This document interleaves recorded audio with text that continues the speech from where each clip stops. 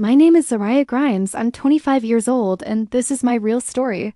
What started as a simple visit to my estranged grandmother's estate turned into a nightmare wrapped in centuries of revenge, death, and dark secrets. I never believed in hauntings or generational curses until my family's sins came clawing out from the walls of Ravenhill Manor. What happened to me inside those crumbling halls is something I'll never forget. This story is about blood betrayal and something far worse, something that still follows me to this day. Please don't forget to subscribe, like, and share this video. This story is written and edited by Dark Lifeside Diaries. It started with a letter, a thick yellowed envelope addressed in curling ink to Miss Zariah Grimes. I had never met my grandmother Eleanor, and I hadn't even known she was alive. My mother never spoke of her, only offering vague mutterings about trouble and bad blood. Yet there the letter was claiming she had died and left me the sole heir to her vast estate in a forgotten part of Vermont called Ravenhill. At first, I ignored it. I had my life in Chicago, a steady job, and enough emotional trauma from my fractured family, but curiosity clawed at me, and sin against every sane thought in my body. I packed a bag and drove north through rain-soaked forests to the address printed in looping ink. Ravenhill Manor rose like a corpse from the earth, surrounded by dead trees and fog-thick air. The Victorian house had decayed, but stood proud. The iron gate creaked open with a groan like a warning. I stepped inside. The air was heavy, and the temperature dropped 10 degrees as soon as I crossed the threshold. Everything was still furnished, from cobweb-covered portraits on the walls to dusty lace tablecloths and candle holders that looked like they hadn't seen light in decades. A large oil painting of a woman with piercing black eyes hung over the fireplace. The plaque read, Eleanor Blackwell Grimes, 1923. That was the beginning. That night I heard whispers, the kind that you can almost convince yourself were in your imagination if it weren't for the icy breath on the back of your neck. I explored the manor by day, finding journals, letters, even old black and white photographs of my mother as a child, standing stiff and unhappy beside Eleanor. None of it made sense. Why was I never told about this house? Why did my mother cut ties? Why was the house still alive with memories that refused to die? On the second night, I found the basement door. It had 6 dead bolts, each rusted and old but functional. I should have turned around. I should have left then and there. But something, some pull I couldn't explain, forced me to find the keys scattered throughout the house. The last one was inside Eleanor's diary, which was locked in a desk drawer inside. The diary were pages filled with ritual instructions, Latin phrases, and mentions of a watcher of bloodlines. The entries turned darker near the end. She spoke of a family curse that had taken her brother, her daughter, and would come for me next if I ever set foot on Ravenhill soil. My blood ran cold, and I slammed the book shut, but the basement was already calling when I finally opened the door. The smell of rotting earth hit me like a wave. The stairs were steep and narrow, winding deep below the foundation of the manor. At the bottom, I found a room with blackened symbols painted on the walls, bones arranged in circular patterns, and candles that lit themselves. The moment I stepped inside, in the center of the room was a stone altar with my name carved into it. Zariah Grimes, fresh as if chiseled only yesterday. I made it halfway up the stairs before something cold and invisible pulled me back. My scream echoed, but no one heard. The door slammed shut. I woke up hours later in my bed, drenched in sweat, my hands covered in blood that wasn't mine. I wanted to leave, but my car wouldn't start. My phone was dead, and the roads had flooded. The house had me now. That night, I heard Eleanor's voice chanting in Latin from beyond the grave. A dark figure stood at the foot of my bed, cloaked in shadows. I couldn't move. I couldn't breathe. The next morning, the mirrors in the house were all shattered except one. In it, I saw myself, but older, pale, with hollow eyes and a twisted smile that didn't match my real one. I was becoming her. That was when I understood the truth. This was not an inheritance. It was a sacrifice. My grandmother had promised the Watcher a soul to free her own, and I was the chosen one. The 4th generation, the final key. As the days passed, the line between past and present began to blur. I saw people in the halls, my mother as a child, crying in corners, Eleanor dragging her by the hair, chanting prayers of blood and fire. I learned that every generation had offered a sacrifice to the Watcher to maintain their family's wealth and power, but my mother had fled before it was her turn, so the curse waited. Now it was my turn to pay. I tried to burn the house down, but the flames refused to catch. I tried to hang the painting of Eleanor off the balcony, but it reappeared in its place every time I looked away. I even tried to jump the gate and run into the woods, but the moment I stepped outside, I was back in the foyer, standing before the fireplace, staring into her painted eyes. Ravenhill Manor is alive. It traps you in time, breaks you, reshapes you, and now I'm beginning to see things even when I close my eyes. Eleanor whispers to me in the shower, in the mirror, in my own thoughts. She says I'm the final gatekeeper, that once I complete the ritual, I'll be free, but I don't believe her because freedom doesn't feel like this. It feels like suffocation dressed as legacy. I have only one chance left. Finish what she started or let the house consume me forever.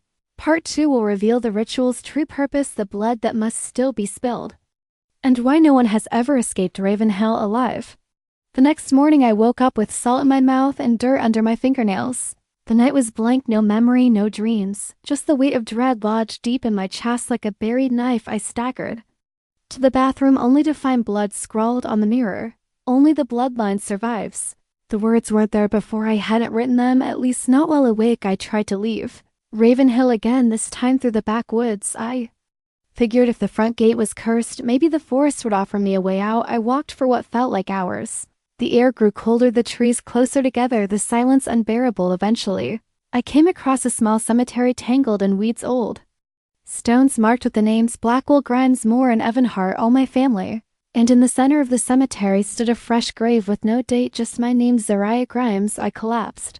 My mind fractured into something not quite sanity. I screamed until my throat bled. Clawed the stone, begged the universe to end the nightmare. But Ravenhill had other plans. That night I was dragged in my sleep back to the basement. This time I wasn't alone. The Watcher stood before me, a towering shadow with no face, only dozens of red eyes blinking and bleeding from its head like cursed stars. It didn't speak in words, it spoke in memories. My mother being beaten by Eleanor for refusing the ritual, my grandfather's death staged as a heart attack, but caused by the Watcher's claws, my great-uncle hanging in the attic muttering, "It's not over," before his final breath. The entity showed me everything. The curse began over 200 years ago when Eleanor's ancestor Lydia Blackwell made a blood pact with the Watcher during the Salem witch trials to save her children from execution. She sacrificed a villager every decade in return for safety and power. The Watcher bound itself to the Blackwell bloodline, one sacrifice every 10 years, or the curse would consume the family itself. My grandmother, Eleanor, had performed her own sacrifice when she was young. Her brother Daniel was the prize. She bathed her hands in his blood and buried him beneath the basement altar. My mother was supposed to follow suit, but she fled. The Watcher was cheated. And when my mother had me, the debt was passed to the next generation. I had become the collateral. The night I turned 18, Eleanor tried to summon the Watcher again, but the ritual failed. She was too weak, and now after her death, her spirit lingered to make sure the curse was fulfilled. I was to become the next offering unless I could turn the tables. I began studying her ritual notes, obsessively tracing every Latin phrase, decoding every symbol. I found out that while the Watcher feeds on bloodline offerings, it can be trapped. If the summoner completes the blood triangle, 3 sacrifices from 3 branches of the bloodline, the Watcher becomes vulnerable. I had to find the last 2. I remembered an old family photo I'd found in the study, my grandmother, her sister Clarice, and a boy named Tobias. If I could find their descendants, perhaps I could perform the ritual myself, not to feed the Watcher, but to imprison it. My hands shook as I realized what I was thinking. Could I really spill innocent blood to end this curse? Was I any better than Eleanor? But the house wasn't giving me time to hesitate. That night, it brought Clarice to me, or what was left of her. She appeared in the hallway mirror, her neck twisted at a grotesque angle, eyes bulging with horror.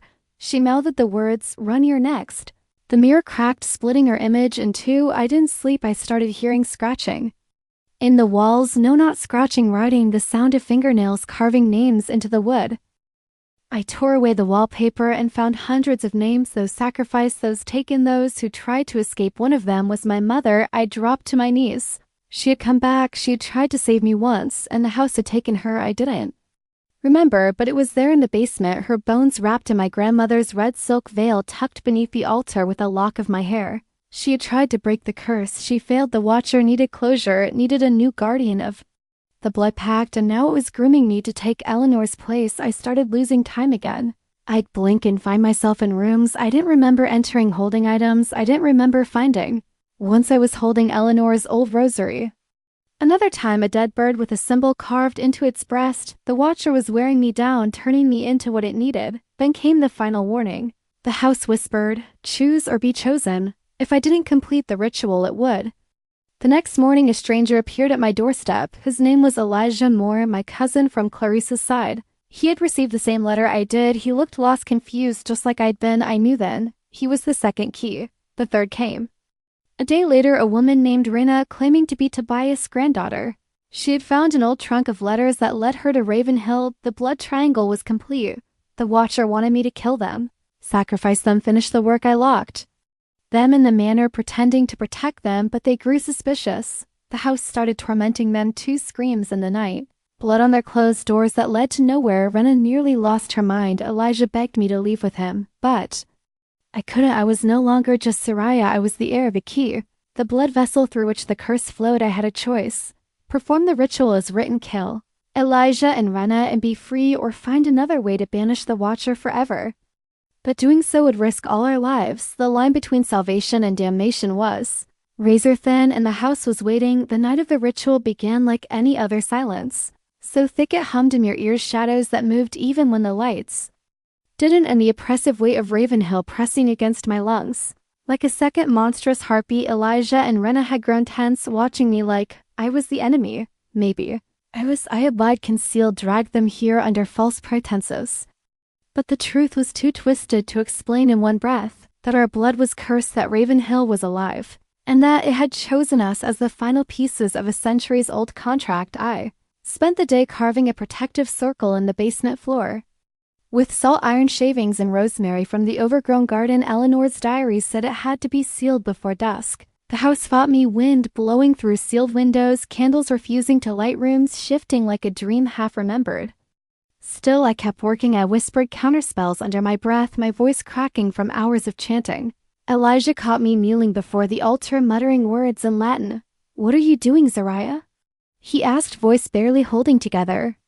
"Trying to end this," I whispered without turning. He didn't believe me, of course. Neither did Rena. She had started sleeping with a knife tucked under her pillow, and I could feel her eyes burning holes in my back whenever I walked past. I didn't blame her. The house wanted them dead. I had read it in the old contract Lydia Blackwell had signed in blood. 3 from the line, 1 to rise. 2 must fall and 1 must seal the bond forever. I could change the ritual. I believed that despite the pounding voices in my head, but I had to trick the house, so I staged a fake ritual that night. I drew the triangle, placed Elijah and Rena on 2 ends, standing barefoot in chalk circles. I stood at the 3rd point with the Watcher's sigil drawn in lamb's blood across my chest. The house shivered, its walls groaned with hunger. The Watcher appeared as a slithering black fog coiling out of the floor, eyes blinking open across the walls, the ceiling, my skin. I recited the binding incantation in reverse, hoping to confuse it. For a moment it worked. The candles flickered blue. The altar cracked. A scream, not human, but old, raw, and furious, tore through the air. The Watcher thrashed, striking at the salt lines, unable to pass. But then Rena screamed. She stepped out of her circle, terrified, and the moment she did, the Watcher surged forward. It latched onto her, pulling memories from her body like threads of silk. Her childhood, her first kiss, the night her mother died. I tried to reach her, but the basement floor split. She fell through into the void, her scream echoing, then vanishing. Elijah tackled me in blind rage. "You said you'd protect us?" he shouted, punching me, tears streaming down his face. "You said." But the house shook again. The Watcher wasn't satisfied. 1 was not enough. I shoved him off and screamed the final spell, drawing on my blood, mixing it with Eleanor's old bones. I had to offer something stronger than death, sacrifice without murder. Called on every generation that had died here unjustly. I asked them to rise, and they did. Spirits burst from the walls. Daniel, Tobias, even my mother, walking shadows with hollow eyes and mouths full of silence. They surrounded the Watcher. It screamed. Again, its red eyes blinking frantically. Then it imploded. No fire, no explosion, just a soundless collapse, like a nightmare folding into itself. The air went still. Ravenhill Manor trembled and groaned as if gasping one final breath. I had done it. The contract was broken, but the price was steep. Rena was gone. Elijah lay on the floor unconscious, his hair turned white from shock. The house began to crumble. I dragged him upstairs, our steps lit by flickering gas lamps and the distant tolling of some spectral bell. The front door, locked for days, was wide open. We ran behind us. Ravenhill finally collapsed in on itself, swallowed by a sinkhole that opened like a hungry mouth. We drove until the gas tank went dry, then walked into town barefoot. Days broken at the hospital. Elijah recovered slowly, but he never spoke to me again. Something in him had died that night, and I couldn't blame him. Rena was declared missing. I never told anyone what really happened. Who would believe me? I moved Back to Chicago tried to return to normal, but some nights I still hear her scream in my dreams and sometimes in mirrors or glass windows.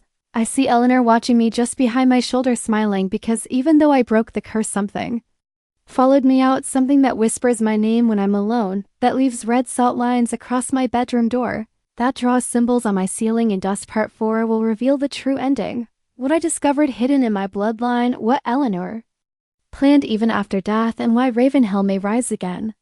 I thought escaping Ravenhill would be the end. I believed that surviving the Watcher watching the manor collapse into the earth and dragging Elijah back into the waking world would be enough to sever the nightmare, but some stories don't end. They sleep, buried deep, waiting for breath, for blood, for memory to bring them back. Months passed. I returned to Chicago, moved into a new apartment, tried to drown myself in work, but I was different now, hollowed out. I couldn't keep a mirror in my home. I taped over anything that could show a reflection. I avoided corners, hallways without windows, rooms that didn't lock. Every night I burned sage. Every night I recited a Latin phrase that still made my tongue sting. In sanguine dormi and loose tas. Sleep and blood, silence and light. I didn't understand it, I just knew. Eleanor used it every night of her life. Then strange things began again. Not like before, not the grand horrors of Ravenhill, but small creeping things. My bathtub filled with black water, though the faucet never ran. I'd wake up with my grandmother's voice in my ear saying, "You think it's over, but it's only dormant." I began seeing signs, symbols drawn on nail handprints in the fog of my window's candles relighting themselves, and I began bleeding from my nose every night at exactly 3:06 a.m. That was the hour Ravenhill collapsed. I went back through Eleanor's diary, digitized it, scanned every page. In the margins, written faintly in ink that faded under light, was a single sentence repeated over and over. There must always be a gatekeeper. I had thought I broke the curse, but I was wrong. I had simply broken the structure, not the deal. The Watcher wasn't imprisoned, it had changed hands. It had changed rules, and now it was inside me. I was the new gatekeeper. I tried rituals of banishment, cleansing, even sought help from occultists in secret corners of the city. Nothing worked. The dreams grew worse. I saw Ravenhill rebuilt stone by stone, shingle by shingle, rising out of the earth like a rotting phoenix. And people were in it, children, families, like it had been turned into something else, something commercial. I thought it was just a dream until I saw the ad online one day. Ravenhill Historical Estate. Rebuilding history one brick at a time, opening 2026. Someone had bought the land. Developers, tourists were coming, they were going to walk on the grave of every cursed soul that ever screamed beneath those floors. I tried to stop them, sent letters, emails, legal threats. No one listened. The land was under a new company, Blackwell Heritage Trust. I traced the registry, the trustee's name hit me like a train. Rena Blackwell. She was alive. Somehow she had survived, or something wearing her skin and made it back. I traveled to Vermont, sneaking past construction crews, walking the borders of the Ravenhill ruins. The air was thick. Soil was cracked with strange white roots pulsing like veins. I waited until nightfall. The foundation had been dug up, but in the center stood the old altar, untouched, covered with a tarp. No one could move it. "It belongs to the land," one worker had said, and below it I could feel the Watcher. It wasn't gone, it was laughing. That night I found Rena, or the thing pretending to be her. She was hosting a private tour for investors. Smiling, charismatic, no memory of what we went through. I cornered her after the event, desperate. "Do you remember what happened to us?" I asked. "To Elijah? To the house?" She blinked. "I think you have me confused with someone else," she said. But then she smiled, just a twitch of her lip, and her left eye blinked twice, 2 blinks. That was what the Watcher did when it wanted me to know it was listening. She walked away. I returned to Chicago that night, heart breaking, body shaking. I knew then this would never end. The Watcher doesn't need a house, it needs a host, a story, a myth, and now it's becoming folklore, feeding on curiosity, on people searching for haunted tours and forgotten horror. And I, Zariah Grimes, and the keeper of the first flame, I see things and people now in Diaries. Crowds, 1 or 2 will stop and stare, people's dilated heads tilted. They don't speak, they're watching. I don't know if they're real or if the Watcher is leaking through me. I don't sleep much. When I do, I wake up screaming in a language no one understands. I've locked away the diary, I've buried the salt, but the truth is, it's not over. The blood pact was never about the house, it was about the name, the lineage, the story, and now I've told it to you. You've heard it, you've read the symbols with your eyes, you've spoken my name in your mind. The Watcher knows you now. Welcome to the bloodline. Sleep well. Thanks for staying with me till the end. Please don't forget to subscribe, like, and share if you want to hear more true horror stories like this, and remember, the next time you hear whispers at night, don't turn around.